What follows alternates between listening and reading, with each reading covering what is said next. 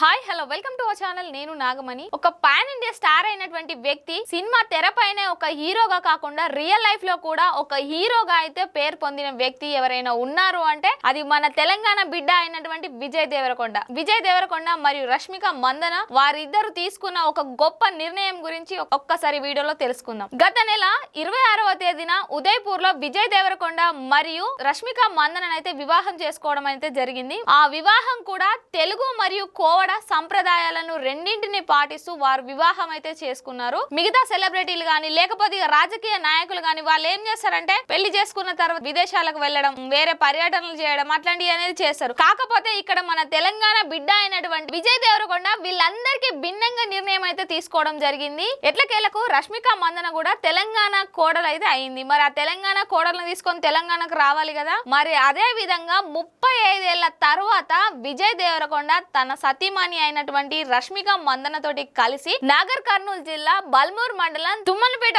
ఊరికైతే సుమారు 35 సంవత్సరాల తర్వాత తొలిసారి అయితే అడుగు పెట్టడం జరిగింది. అక్కడ ఎట్లుంటది, నార్మల్ గా ఒక సెలబ్రిటీలు విజిట్ చేసినట్టు కాకుండా తను ఎక్కడి నుండి వచ్చిండు అనేది మర్చిపోకుండా తన యొక్క మూలాలను గుర్తు పెట్టుకొని రష్మిక మందన తోటి కలిసి సొంత ఊరికైతే వెళ్ళడం జరిగింది. మరి సొంత ఊరికి వెళ్ళిన తర్వాత ఒక సాధారణమైన వ్యక్తి ఇప్పుడు పాన్ ఇండియా స్టార్ హీరోగా అయితే ఎదగడం జరిగింది. మరి అట్లాంటి వ్యక్తిని ఆ ఊరు వాళ్ళు ఎట్లా ఏ విధంగా ఆదరిస్తారంటే మనం మాటల్లో చెప్పాల్సిన అవసరం ఏం లేదు, నిన్న చూస్తే తెలుస్తుంది. అతన్ని రష్మిక మందనకు మరియు విజయ్ దేవరకొండకు ఏ విధంగా స్వాగతం పలికిరంటే తెలంగాణలో పెళ్లి జరిగితే ఆ పెళ్లిలో ఎలాంటి సాంప్రదాయాలు పాటించాలి, ఎలాంటి ఆచార వ్యవహారాలు పాటించాలి అనేది మొత్తం రష్మిక మందనకైతే తెలియజేసే విధంగా అయితే చేసిర్రు. డప్పు సన్నాయిలు, పాటలు, కోలాటాలు ఇట్లా ఒక భారీ ఉత్సవం అయితే ఏర్పాటు చేసి వాళ్ళకి ఘనంగా స్వాగతం అయితే పలికిరు ఊర్లోకి. మరి నిన్నటి రోజు విజయ్ దేవరకొండ తన సొంత గ్రామం అయినటువంటి తుమ్మనపేటలో ఒక ఫామ్ హౌస్ అయితే నిర్మించడం జరిగింది. ఆ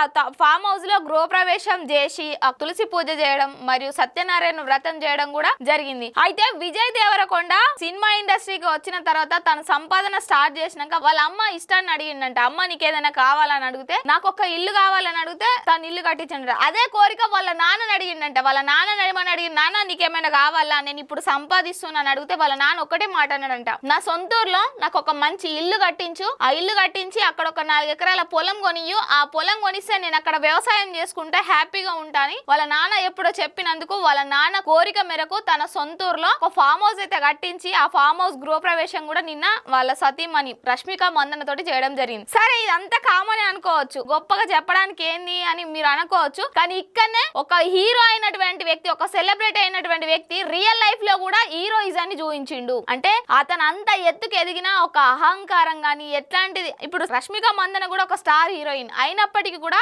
వాళ్ళిద్దరు రియల్ లైఫ్ లో హీరోయిన్ అయినరు. వాళ్ళు తీసుకున్న నిర్ణయం అట్లాంటిది. నిన్న ఒక స్టేజ్ పైకి ఎక్కి వాళ్ళ ఊరి గురించి విజయ్ దేవరకొండ వారి ఊరు ప్రజలతో అయితే మాట్లాడడం జరిగింది. ఏమనంటే వాళ్ళ ఊర్లో ఉన్నటువంటి స్కూల్ కి సంబంధించి ఆ స్కూల్ ని దత్తత తీసుకొని ఆ స్కూల్లో 9 మరియు 10వ తరగతి విద్యార్థులు ఎవరైతే మంచి ఉత్తీర్ణత సాధిస్తే వాళ్ళకి స్కాలర్షిప్లు ఇస్తామని మరియు ఫస్ట్ సెకండ్ ర్యాంకులు కనుక సాధిస్తే వాళ్ళకి మంచి ప్రోత్సాహక బహుమతులు కూడా ఇస్తామని అయితే ఒక నిర్ణయం తీసుకోవడం జరిగింది. జస్ట్ ఇది వాళ్ళ ఊరి వరకే కాకుండా వాళ్ళ డివిజన్ లో దాదాపు 44 స్కూల్ అయితే ఉన్నాయంట. ఆ 44 స్కూళ్ళకు సంబంధించి విద్యార్థులకు స్కాలర్షిప్లు ఇచ్చే బాధ్యత కూడా తీసుకున్నాం. దేవరకొండ ఫౌండేషన్ ద్వారా వాళ్ళకి స్కాలర్షిప్లు అయితే అందిస్తామని నిర్ణయం తీసుకోవడం జరిగిందని ఆ ఊర్లోనైతే అనౌన్స్ చేయడం జరిగింది. దేవరకొండ మాట్లాడేది ఏంటంటే విద్యార్థులకు చదువు ఎంతో అవసరం. ఒక విద్యార్థి భవిష్యత్తు మార్చేది కేవలం చదువుకే ఉంటుంది. ఆ చదువు కోసం పిల్లలందరికీ అందించే విధంగా ఈ నిర్ణయం తీసుకున్నాను. నేను, మా అమ్మ నాన్న మరియు నా సతీమణి అయినటువంటి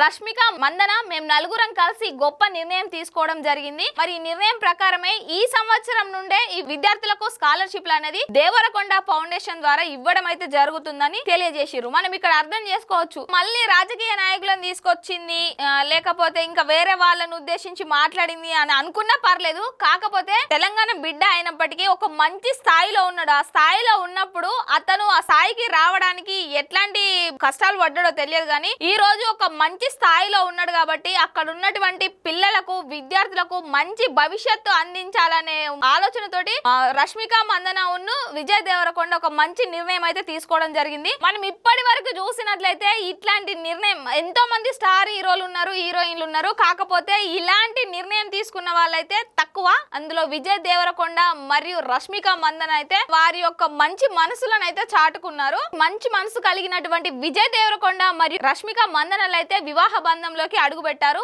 మరి వారి వివాహ బంధం కూడా జీవితాంతం ఇలాగే ఆనందంగా సుఖ సంతోషాలతో ఉండాలని మనస్ఫూర్తిగా కోరుకుందాం.